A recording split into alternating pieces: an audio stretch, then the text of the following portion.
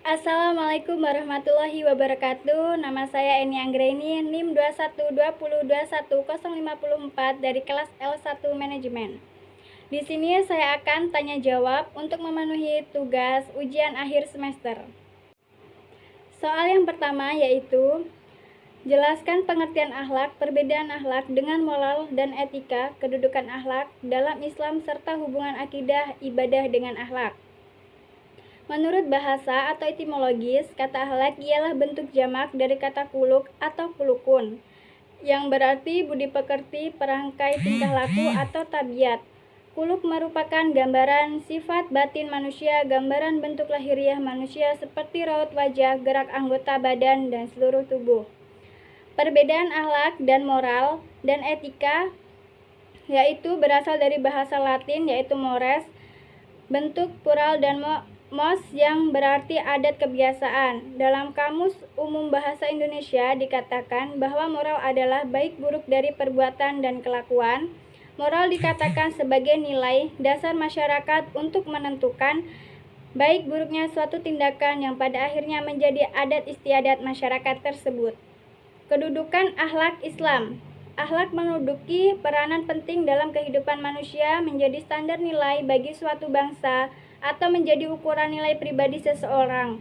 Oleh karena itu, untuk melihat kualitas seseorang dapat dinilai dari kualitas akhlaknya, baik akhlak pribadi, akhlak pada masyarakat, bangsa, dan negara. Hubungan akidah, ibadah dengan akhlak. Pada dasarnya, akidah, ibadah, atau syariah dan ibadah itu merupakan suatu kesatuan yang tidak dapat dipisahkan antara suatu dengan yang lain. Akidah itu sebagai dasar keyakinan menjadi pondasi dalam Islam. Ibadah sebagai syariat yang ditegakkan, akhlak sebagai sistem nilai perilaku orang yang menyatakan dirinya beriman dan telah melaksanakan ibadah. Soal yang nomor 2 yaitu jelaskan pengertian akhlak mahmudah dan akhlak masmunah serta berikan contoh dalam kehidupan sehari-hari. Akhlak mahmudah merupakan akhlak yang terpuji yang seharusnya dimiliki oleh seseorang muslim. Contohnya yaitu beriman dan bertakwa kepada Allah SWT, sabar, tawakal, dan syukur. Yang kedua yaitu akhlak masmunah. Akhlak kepada manusia dibagi menjadi akhlak terhadap diri sendiri dan dalam lingkungan keluarga. Contohnya yaitu memelihara kesucian, kebersihan, kesehatan, dan lain sebagainya. Memelihara kerja akal, pikiran dengan menganalisa dan mengambil hikmah dari apa saja yang sedang akan dan dialaminya.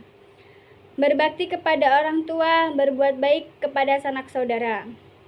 Soal yang nomor 3 yaitu jelaskan pengertian ibadah, dasar hukum ibadah, tujuan, dan macam-macam ibadah dalam kehidupan sehari-hari. Pengertian ibadah secara bahasa atau etimologis, ibadah diambil dari kata ta'abud, yang berarti menundukkan dan mematuhi. Dikatakan tokirun, mu'abad, yaitu jalan yang ditundukkan yang sering dilalui oleh orang-orang. Dasar hukum ibadah. Dasar hukum ibadah atau dalil perintah pelaksanaan ibadah adalah nas Al-Quran. Di dalam Al-Quran banyak sekali ayat-ayat yang menyatakan perintah kepada hamba Allah untuk melaksanakan ibadah. Tujuan ibadah yaitu yang pertama, sebagai tanda cinta manusia kepada Sang Pencipta. Yang kedua, sebagai tanda tunduk dan tanda patuh kepada Allah. Yang ketiga, sebagai tanda disiplin. Yang keempat, yaitu sebagai tanda mendekatkan diri kepada Allah. Yang kelima, yaitu sebagai tanda komitmen muslim terhadap kewajiban dan larangan Allah untuk keselamatan hidup.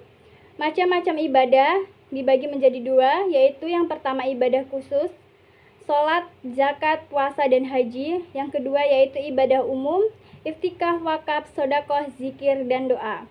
Soal yang terakhir yaitu jelaskan ruang lingkup muamalah dan contohnya dalam kehidupan sehari-hari.